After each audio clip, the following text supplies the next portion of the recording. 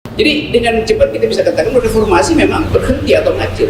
KPK tidak bisa lagi beroperasi secara normal. KPU lebih dulu tidak bisa beroperasi. Mahkamah Konstitusi juga salah operasi. Survei internasional menunjukkan indeks demokrasi memburuk, indeks korupsinya naik, macam-macam. Jadi pemburukan itu sudah terjadi tanpa kita harus tambahkan. Jadi sekali lagi kita hari ini mau melakukan semacam reinventing our democracy, menemukan kembali demokrasi.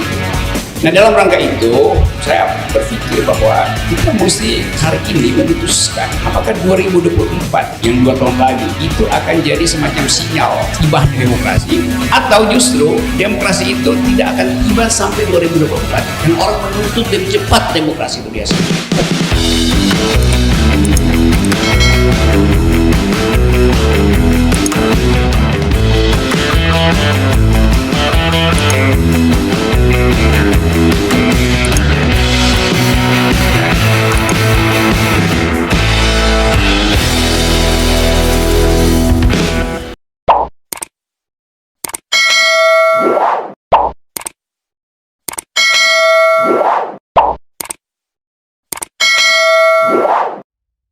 Jadi kalau kita coba bikin evaluasi, kita mesti tetapkan dulu parameternya apa itu. Reformasi itu parameternya adalah berhentinya nepotisme, KKN, dihasil ulangkan kebebasan pers, dimulainya pemberantasan korupsi, dimenangkannya gagasan keadilan. Jadi itu parameternya. Lalu kita lihat di mana parameter itu dipercayakan pada 3 lembaga, 1 KPK, 1 KPU, 1 Mahkamah Konstitusi. Jadi kalau kita bilang secara umum, reformasi itu diasuh melalui 3 lembaga itu, Mahkamah Konstitusi, KPU, dan KPK. Sekarang 3 institusi itu justru kehilangan eksistensinya. Jadi dengan cepat kita bisa katakan reformasi memang berhenti atau ngacir. KPK tidak bisa lagi beroperasi secara normal. KPU lebih dulu tidak bisa beroperasi. Mahkamah Konstitusi juga salah operasi. Salah operasi. Jadi sebetulnya dari awal kita tahu bahwa udah reformasi itu berhenti. Sekarang problemnya kita mau lanjutkan reformasi ini. Berarti mesti ada energi tambahan. Kemana energi itu disalurkan? Ya melalui forum semacam ini. Melalui Tepuk tangan dong forumnya. Ini adalah upaya mengambil alih opini publik yang terhalang oleh arogansi kekuasaan. Kalau Refli bilang bahwa ILC ini adalah semacam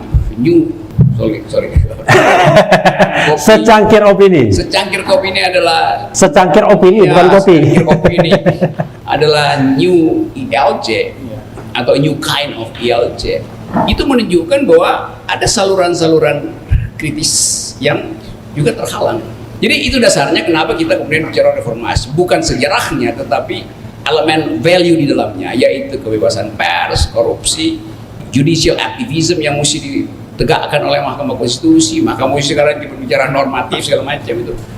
KPU yang seharusnya menghasilkan civic education, dia cuma jadi panitia penyelenggara tuh. Jadi itu soalnya tuh. Nah, sekarang kita mau coba berupaya berpikir ekstrapolasi ke depan atau prospektif.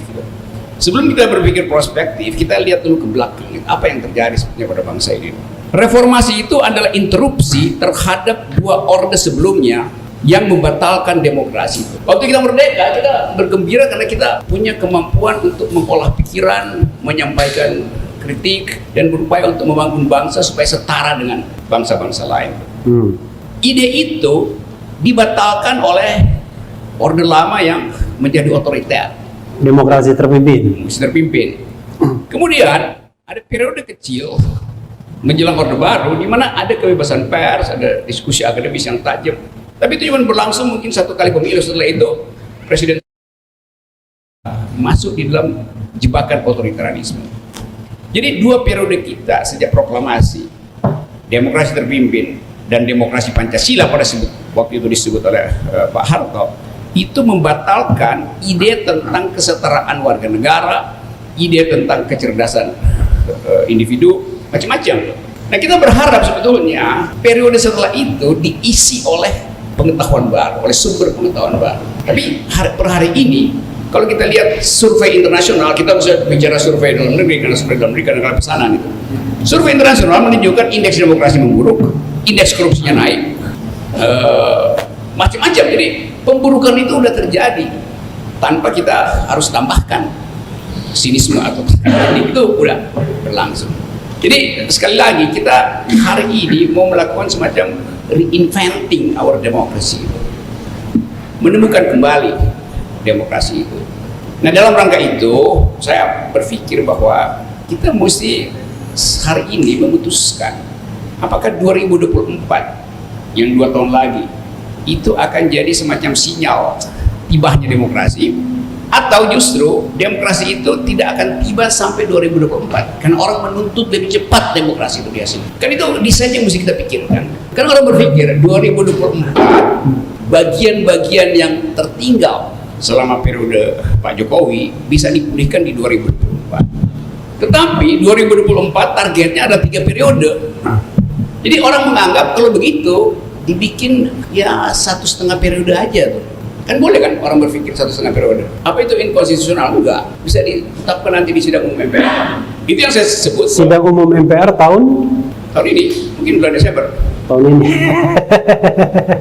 Jadi saya membayangkan itu bahwa ada kejengkelan publik untuk terlalu lama menunggu sampai 2024. Nah, kejengkelan itu ada persisnya hari-hari ini, apalagi itu mulai dari soal inkonsistensi di dalam penegakan hukum, soal pembedaan hukuman antara Kofifa dan Habib Rizik, itu semuanya masuk di dalam kalkulasi politik publik. Jadi itu poin pertama tuh yang kita atau yang saya ingin agar supaya kita harus putuskan menunggu 2024 atau dipercepat aja.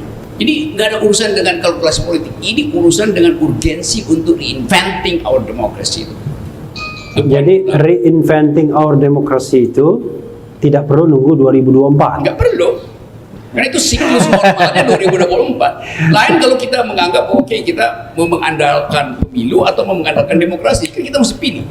Mau pemilu atau mau demokrasi. Saya menganggap demokrasi lebih penting dari pemilu, karena pemilu bisa juga perpanjangan kekuasaan tuh soal. Nah, kalau teori saya tentang sebelum 2024, berarti kita mesti hitung apa yang mesti kita buat agar supaya Pak Jokowi tidak dibully nanti kalau dia diturunkan sebelum 2024. Pikiran akademis mesti tiba di situ.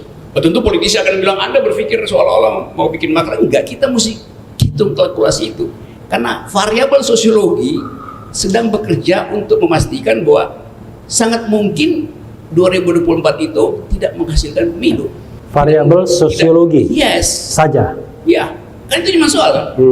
Seluruh variabel sosiologi itu di dalamnya ada kegagalan perencanaan ekonomi, ada kemarahan publik karena Sri Mulyani naikkan persentase penagihan pajak pada rakyat.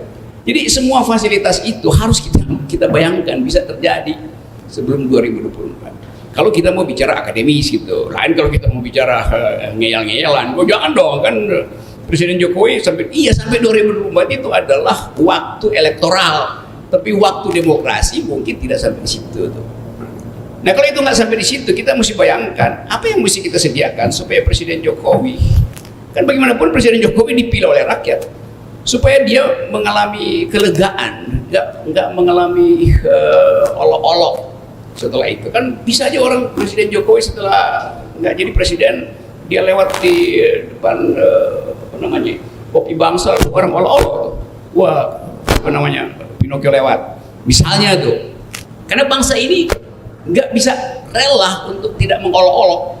Itu yang terlihat selama ini kan, saling mengolok-olok, bahkan saling membenci. Orang udah mati pun diolok-olok. Si ini tokoh ini meninggal diolok-olok, lawannya meninggal juga diolok-olok.